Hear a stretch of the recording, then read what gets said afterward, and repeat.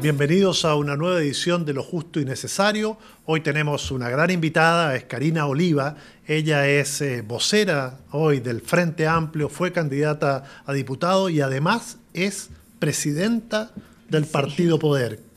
¿Cómo estás, Karina? Muy bien, gracias. Gracias a ustedes por la invitación. Es un gusto tenerte acá. Siempre es bueno entrevistar a una mujer presidenta de un partido, empoderada. Somos pocas, aunque hay alguna que dice que es la única. Exactamente, y que es feminista, dice que su partido, feminista. Y nos referimos a Jacqueline van Rieselberghe, que dice que su partido es feminista porque ella es presidenta del partido. Porque es la única presidenta de partido, y ahí parece que le falta investigar un poquito las institucionalidades que hay en el servicio electoral. ¿Y a un partido lo define ser feminista porque tiene una mujer en la testera? No, para nada, no. El feminismo es una mirada de construcción de sociedad muy distinta a la construcción de sociedad que, por cierto, tiene la UDI, en donde ni siquiera las mujeres podemos decidir, no podemos tener la autodeterminación de nuestros propios cuerpos. Ellos niegan la posibilidad de que nosotras las mujeres podamos tomar la decisión, por ejemplo, sobre un aborto legal, seguro. Así también niegan la posibilidad de la adopción homoparental, se niegan a la posibilidad del matrimonio igualitario. La construcción del feminismo tiene que ver más con una lucha que no es de mujeres contra hombres malentendidas, sino más bien es una lucha de las igualdades y el derecho de cada una de las personas a acceder a los derechos como cualquier ser humano, donde las mujeres no solo tengamos el derecho a trabajar, sino que también tengamos el derecho a decidir, también que recibamos las mismas remuneraciones, que no sintamos miedo a andar por las calles de noche, que nosotros entendemos que a los hombres les cuesta mucho eso, entenderlo a veces, el de sentirse que no violentadas por algo que se cree que siempre son los piropos, pero a veces no lo son muy respetuosos, o también el derecho a mirar la sociedad de manera más comunitaria. ¿Hay piropos respetuosos? Yo creo que no. No has entendido, el que alguien te diga algo, esto de que se te diga algo sin pasando a llevar el metro cuadrado, por decirlo así, tu espacio vital. Uno nunca anda por la vida diciéndole al otro algo bonito, algo que supuestamente es bonito.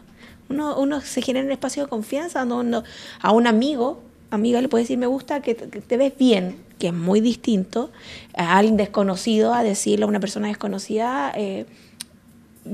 decirle algo cómo te provoca.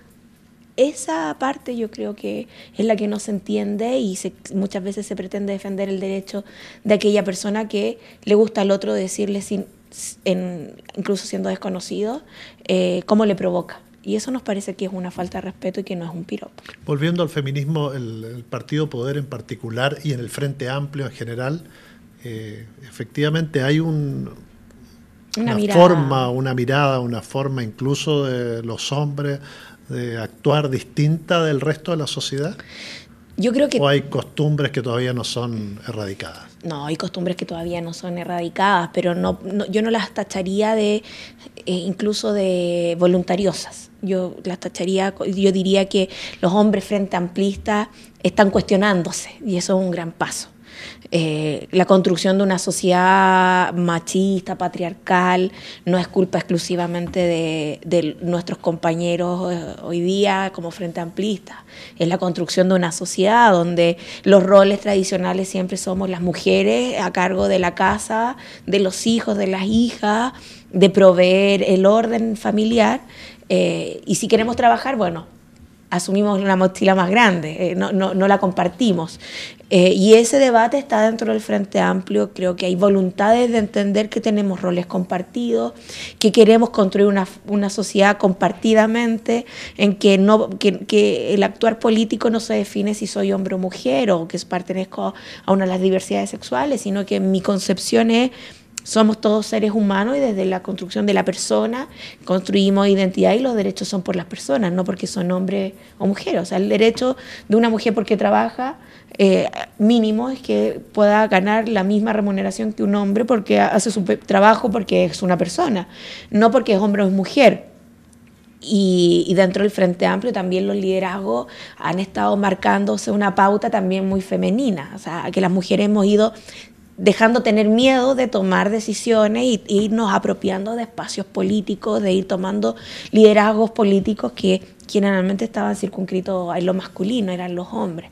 Evidentemente cuesta y aunque tratan a veces, bueno, hablamos las mujeres y como que nos interrumpen, pero han ido creciendo, yo debo reconocer que han ido creciendo. ¿Y le crees al presidente Piñera cuando él decreta una agenda de mujer y la ministra de la mujer plantea una serie de cambios? ¿Crees que es genuino o yo creo es que populismo? Ni siquiera lo definiría como populismo, yo creo que es una... ellos están planteando una agenda para la mujer, no una agenda feminista, que es muy distinto. El plantear una agenda que va en la proyección o en el proyecto que ellos tienen para las mujeres. Ellos tienen un proyecto que no excluye a las mujeres, pero las pone en los roles tradicionales que nosotros decimos que no corresponden. El que, por ejemplo, cuando lanzaron el proyecto de las ISAPRES, de equipararla, no era una equiparación real, era como le aumentaban los costos de los planes a los hombres, no que las mujeres pudiésemos tener mejores planes de salud ni nada por el estilo, sino que era más bien un negocio nuevamente. Es decir, mejores planes, pero que el negocio no perdiera. El negocio no pierde. Sí. Pierden los hombres, en vez de equiparar la cancha de manera igualitaria. Desde ahí nosotros creemos que el presidente lo que está haciendo son gestos en una perspectiva que quiere salir a dar cuenta o que quiere salir al paso de una oleada feminista que pone elementos centrales, la violencia. La violencia que se ejerce todos los días contra las mujeres es muy fuerte.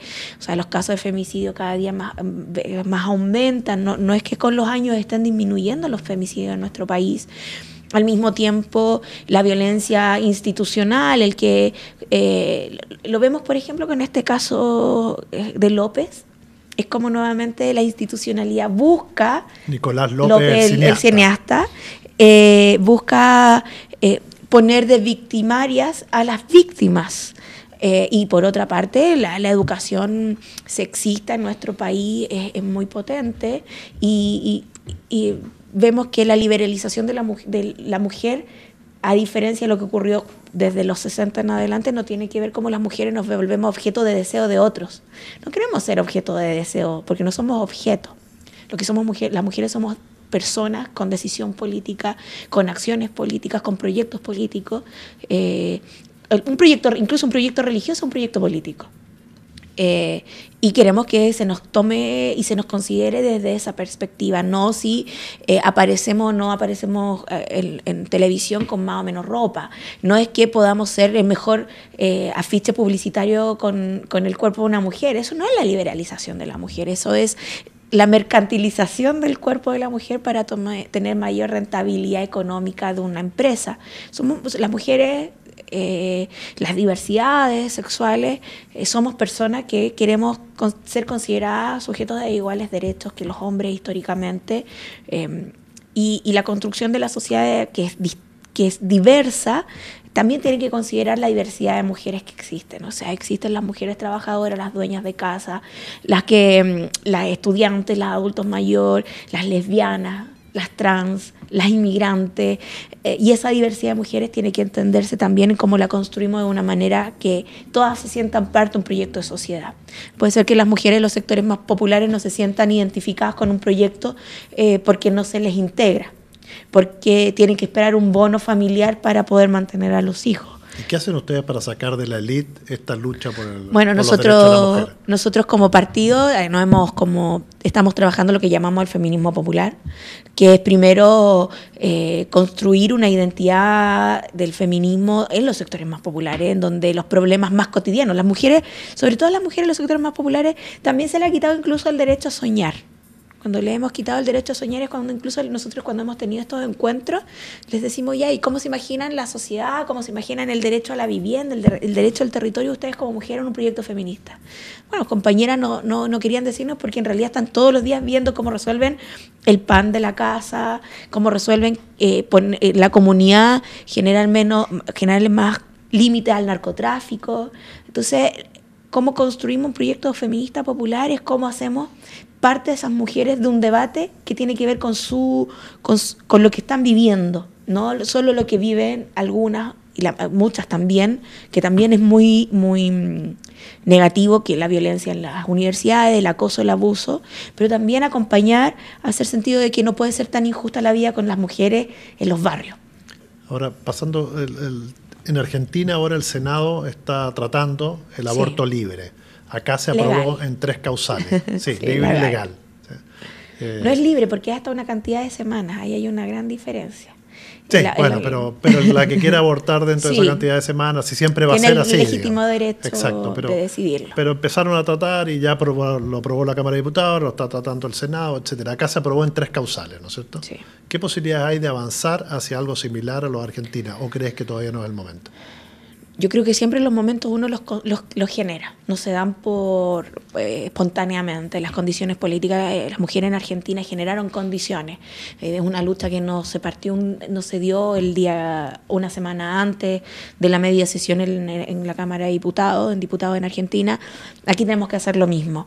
Nosotros tenemos que ir generando una condición donde todas las mujeres de Chile sientan que estamos defendiendo el derecho de las mujeres a decidir libremente por la vida también, ¿no? No es que estamos decidiendo por la muerte, estamos decidiendo por el resguardo de la vida de mujeres, sobre todo de las mujeres que no tienen acceso ni siquiera a poder tomar un avión e irse a un país donde está el aborto legalmente considerado, sino que pueda una mujer de cualquier estrato social tener la seguridad de hacerse un aborto. Por las razones, para nadie es fácil hacerse un aborto. Yo creo que se ha caricaturizado, o sea, las mujeres buenas que no abortan, las mujeres malas que matan, y no es así. Muchas veces se dan condiciones familiares de vulneración, de vulnerabilidad, que te llevan a tomar una decisión como esa, pero eso no quiere decir que otro tenga el derecho a limitarte a no resguardar tu vida. Como el derecho a la eutanasia también. El derecho a la eutanasia tiene que ver con la muerte digna y la vida digna también. Que es un proyecto también que está en el Congreso y que presentó el diputado Mirosevic. Que también de Frente Amplio. Entonces, ahí hay una mirada de cómo miramos desde otra perspectiva el derecho a la vida. Y ahí nosotros tenemos que ir construyendo, porque para defenderlo y para que se logre en Chile, tiene que ser sentido común para las mujeres de Chile también y para los hombres. El que los hombres en este país, incluso la Iglesia, se cree con el legítimo derecho de decirnos que ellos pueden decidir por nosotras. Ya cada vez menos la Iglesia. Cada vez más, ¿sabes? Con menos fuerza, por lo menos menos Pero es muy triste que sea por las cosas que han pasado. Es muy triste que ellos sientan que no tienen las condiciones legítimas para decidir por nosotras por los hechos ocurridos de pedofilia y de abuso dentro de la Iglesia. No es por una mirada democrática, porque lo que ocurrió es muy feo. Y por otra parte, el aborto, o cómo generamos esas condiciones, es porque queremos respetar y resguardar la vida de las mujeres en nuestro país. En Argentina se generaron las condiciones en que las mujeres dijeron: aquí no más decide otro por nosotras. Como cuando a principios de siglo se decidía el derecho de las mujeres a votar, y se iban las mujeres a las cortes, o por ejemplo, que algunos de los casos más emblemáticos de las sufragistas inglesas, que cuando iban a exponer por qué querían el derecho al sufragio, los hombres le decían: pero ¿para qué quieren votar ustedes si para eso nos tienen a nosotros, y nosotros podemos hacer las leyes por ustedes? Y les quitaban los hijos, no podían decidir las normas, las leyes de una ciudad, o sea, la vida de un ciudadano se les coartaba. Bueno, esto es muy parecido. No puede ser que otros que no viven las formas en que vivimos las mujeres, que nunca han sido marginados, que nunca han sido invisibilizados, puedan seguir decidiendo por nosotras. Les voy a contar como una infidencia. Tengo una hija de 10 años y ella estaba en clase en el colegio y el profesor le dice que todos los niños pueden salir a recreo. Entonces un grupo de niñas se quedó en la sala porque habló de todos. Entonces el profesor le dice: ¿por qué no salen? Es que tú le dijo todos. Y el profesor le dijo: todos, es que nosotras somos todas. Ese antagonismo recién nos estamos dando cuenta que años a las mujeres siempre se nos negó y nos acostumbramos a identificar cuando nos correspondía el todos masculinos, cuando era para todos y todas. Ahora las mujeres y las niñas me parece muy bien que están exigiendo que se les reconozca. Esas niñas inician un cambio, ¿no es cierto? Inician un cambio en nuestro país. Yo me sentí obviamente muy orgullosa y fíjate que las mujeres logramos desde pequeña identificar cuando decían los niños, y hablaban de los niños genéricos, y a veces se decía los niños solo para los niños, y sabíamos cuándo estar o no en el lugar correspondiente. Y la visibilización. La RAE te dice que no es necesario utilizar niños y niñas. Claro, no es necesario. Que el término incluye a los dos. A los dos, pero cuando es como, que es cierto que dice eso la RAE, pero cuando dice ya los niños al baño, cuando nosotras fuimos al baño de niños, también inmediatamente tomábamos el otro.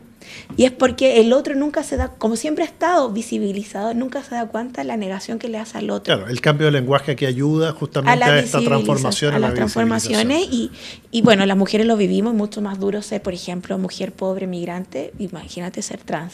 Karina, hablando de cambio, ¿cuánto ha cambiado el Frente Amplio en estos tiempos? En estos 3 meses, 4 meses de gobierno. Ha cambiado, yo creo que el debate que tenemos hoy día es un debate político muy interesante y creo que se los ve bastante dividido a rato. No, hay decisiones donde uno ve que van a un consejo, a otros no quieren, a otros van a una comisión, otros no quieren. Es que no somos homogéneos, yo creo que hay que entender también la política desde la heterogeneidad. O sea, el siglo XX siempre nos quiso poner en 2 mundos. No es la multiplicidad de los mundos que existen. Yo creo que estamos en el siglo XXI y hay que entender también esas relaciones. Yo creo que lo que el Frente Amplio está viviendo es pasar de haber sido una coalición electoral y estamos pasando la metamorfosis de pasar a ser una coalición más política programática en donde estamos definiendo y trabajando ahí. ¿Y los ejes por dónde pasan? O sea, el eje central tenemos claro que nos apunta hacia una sociedad de derechos donde podamos ponerle fin al sistema de segregador y que fabrica pobreza, como la AFP, como el sistema laboral que cada día se precariza más, o ir recuperando los derechos de las personas y los recursos naturales, los bienes públicos, los bienes comunes, pero al mismo tiempo tenemos distintos, a veces miramos, decimos, ¿por qué camino? ¿Qué camino tomamos? ¿Cómo lo enfrentamos? Y ahí, claro, siempre hay un debate legítimo y que es necesario. Yo creo que los debates políticos, creo que uno de los errores más grandes que vivieron las sociedades después de la caída del muro es no querer debatir, es el miedo al debate político como si eso te dañara. Creo fervientemente en más una política democrática que debata, que anule la democracia a través de los consensos. Pero vamos, por ejemplo, a un hecho concreto, lo que está pasando con el fiscal nacional Abbott. Estamos a puertas de una decisión respecto a la admisibilidad, de si es o no necesaria su remoción, y eso fue impulsado básicamente por el Frente Amplio. Sí. Sin embargo, hubo un sector, Revolución Democrática, que no estuvo de acuerdo en esta posición. ¿Eso generó pugna interna, conflicto? O sea, generó debate, por cierto. O sea, el debate siempre se va a generar y uno tiene que dar las respuestas y los argumentos políticos porque no asiste. ¿Por qué ustedes quieren...? ¿Por qué optamos a eso? Mira, y yo lo pondría en este escenario que me parece muy relevante. El Frente Amplio, cuando conjuntamente estamos todos por una política, generar una política abierta a la ciudadanía y que le ponga fin a la corrupción en Chile en la clase política. Los caminos, cómo construimos eso, va teniendo sus vertientes. Nosotros apostamos por la destitución, apostamos hacia una mirada de solicitarla hacia la Corte Suprema, la destitución del fiscal nacional, porque nos parecía que le corresponde a los distintos poderes del Estado pronunciarse sobre ciertos hechos. Los diputados son fiscalizadores, además de legisladores. Ese es su rol. Y nos parecía que se ajustaba a derecho solicitarle a la Corte Suprema revisar los argumentos, las causas que nosotros hemos dicho, la falta de... La manifiesta que sentimos nosotros, manifiesta de abandono de obligaciones, cuando se reúne estando inhabilitado con abogados involucrados en el caso Penta y SQM, cuando se le pide el aceleramiento de una causa que también en la cual él se había inhabilitado por los lazos familiares que tenía respecto a la causa, por lo que pasó en temas laborales dentro de la Fiscalía. La Fiscalía, como hemos dicho, no tiene un órgano contralor fiscalizador constante, solo cuando se le pide a la Corte se introduce a fiscalizar. Y porque el último tiempo, él es el jefe político, el encargado, él es la cabeza del órgano persecutor del Ministerio Público, y los últimos casos más emblemáticos, que sobre todo con el fiscal Guerra y fiscal Gómez, él es el que está el jefe mayor de las fiscales, y cada uno de estos dos, sobre todo el fiscal Guerra, primero había dicho que la causa Penta SQM el cohecho, era indesmentible el cohecho. Y después cambia su versión y dice que no lo puede probar. y le niega al Consejo de Defensa del Estado poder participar, y al mismo tiempo la Fundación, que era Ciudadano Inteligente, que decían que sí tenían las pruebas para fiscalizar y decir que para decir que estaba el cohecho explícito, y como él dice que retira el delito, los otros ya no se pueden pronunciar. Esas acciones nos parecen dentro del Ministerio Público que lo que está fortaleciendo es el sentido de impunidad hacia una clase política, en la que a la ciudadanía además deteriora la fe pública, y que nos parece muy grave que sea desde la cabeza de la Fiscalía. ¿Y qué pasa entonces? Pues que RD no apoya esta decisión, tomando decisión de parte importante del Frente Amplio. Sí, yo creo que ahí hay distintas lecturas. Creo que RD quedó muy golpeado por lo ocurrido en ese momento con la acusación constitucional al ministro Santelice. Creo que además políticamente son muy diferentes, porque cuando por la derrota que hubo, que de no poder asumir la acusación, no pudo prosperar, se rechazó, y el momento es muy político, es muy distinto. Básicamente porque la acusación constitucional tú la presentas, pero tú la presentas y después tú eres parte también. Cuando le dijeron eso a RD, ¿qué dijo? Creo que tenían sus complejidades ellos internas y sus visiones distintas. Nosotros, pero después se filtró un documento. Sí, y a nosotros nos pareció que fue errado. Nosotros se los manifestamos que nos pareció errado, legítimamente, con el respeto político que le tenemos, porque además RD no es nuestro adversario, no es nuestro antagonista político, nuestro antagonista es el gobierno, la derecha, José Antonio Kast. Creo que aquí se cometen errores, yo creo, porque hubo mucho malestar, naturalmente, que se puede dar ilegítimo de muchos sectores internos de Revolución Democrática, y ellos, por dar una explicación, cometieron un error que no quisiera, o sea, que yo no lo veo como una mala voluntad. ¿Tú crees que ellos están de alguna manera institucionalizando más que el propio Frente Amplio, pensando en las posibilidades electorales de su figura? Es que yo creo que la institucionalización tiene sus pros y sus contras, y yo creo que aquí la lectura es cómo construimos en un debate del Frente Amplio, cómo construimos la idea de un proyecto político como Frente Amplista que genere sentido de mayoría, una construcción de un proyecto más popular. O sea, me refiero a lo popular, esto incluso este sentido de lo popular que es grande, que crece, que se desborda. Entonces, desde nuestro punto de vista, y la diferencia política legítima que tenemos, por cierto, no es nada malo, que nos parece que es sano ese debate. Nosotros decimos, para que podamos ser gobierno, tenemos que ir construyendo un proyecto que sea sentido político mayoritario y construcción política dentro de la institucionalidad, o sea, entre los marcos jurídicos de Chile. Y ahí nosotros hemos apuntado a lo del fiscal nacional, porque además hay un sentido de defensa a la ciudadanía, de sentirse no más que hay impunidad por los más ricos, y que el chileno promedio incluso tiene las penas más altas y las condenas más altas, mientras que los abusos que se viven por la política no son castigados penalmente como corresponde. Aquí no basta con hacer política en Valparaíso. Necesitamos construir una fuerza política que esté respaldada por la ciudadanía si queremos ser gobierno. Y esa construcción de ese proyecto mayoritario político que estás hablando, ¿pasa también por acercar posiciones a la ex nueva mayoría?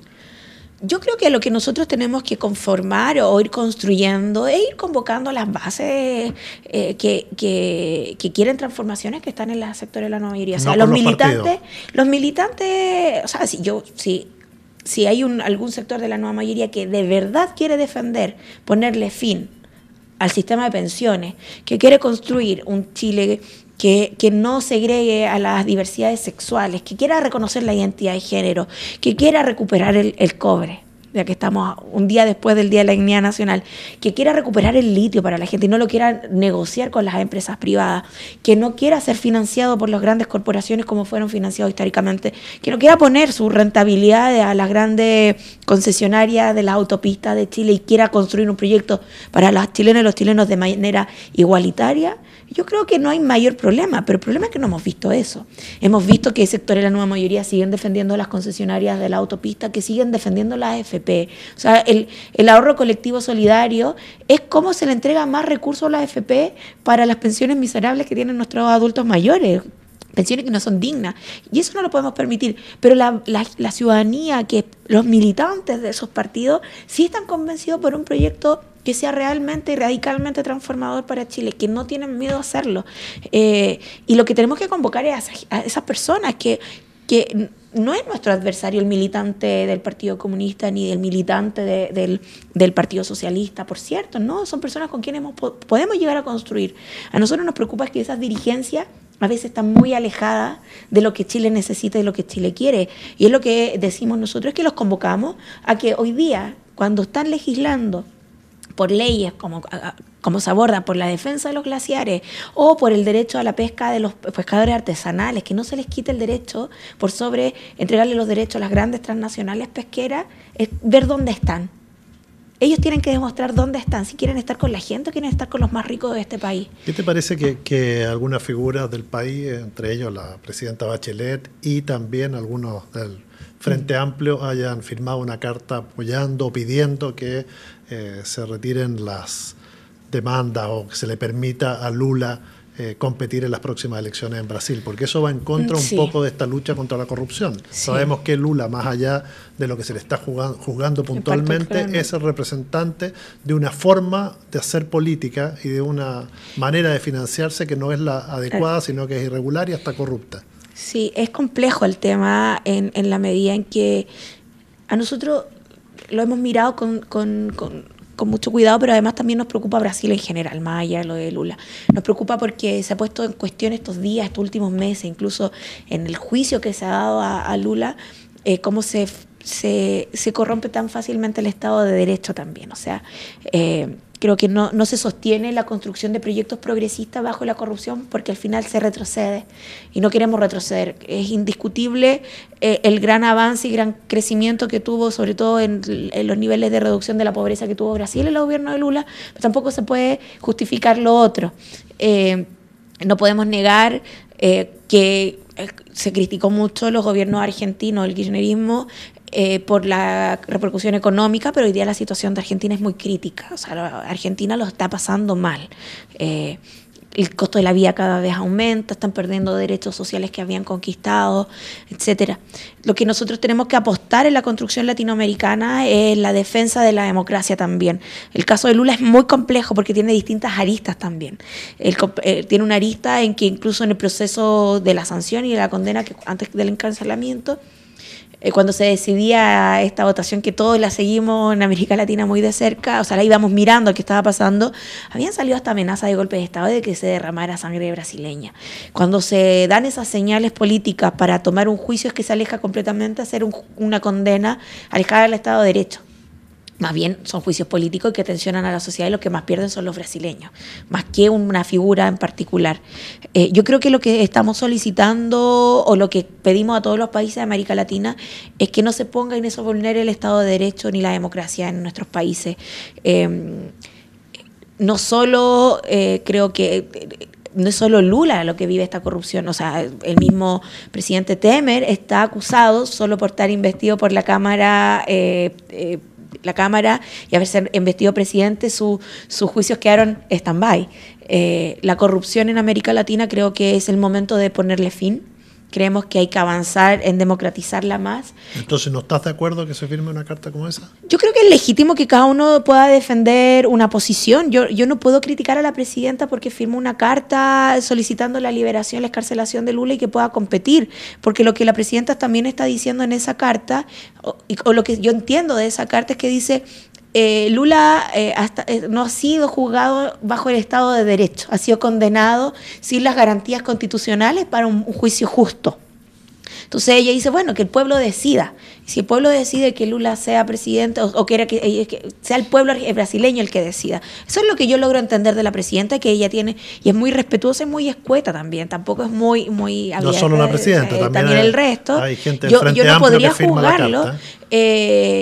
Pero me gustaría más que se condenara, por ejemplo, en nuestro país, que el gobierno hubiese condenado a Donald Trump por el cancelamiento de los niños extranjeros. Pero lo hizo. Lo hizo el canciller y lo hizo hasta el presidente. Sí. Pero me gustaría que esas condenas fueran más es como, o que se... ¿Pero qué quieres? ¿Sanciones contra Estados no. Unidos? Imposible. No, pero, ¿y China? Porque China si tú me dices, mira, sí, también... China, o sea, igual se dio una paradoja interesante la semana pasada con China y Estados Unidos, China apelando por la apertura económica y Estados Unidos por el proteccionismo. Era como un poquito de lo que había, contrario a lo que había ocurrido antes. Pero también, o sea... el cuestionamiento a cómo se estaba muriendo, o sea, los asesinatos políticos en las últimas semanas antes de las elecciones en México, o sea, algo pasa en América Latina que está tensionada y que creemos que hay que ponerle atención, que tenemos que ir a exigir Estado de Derecho. Karina, se nos terminó el tiempo. Muchas gracias. Pasaron rapidísimo estos 30 minutos casi acá en Lo Justo y Necesario. Te agradecemos mucho que hayas venido hasta acá.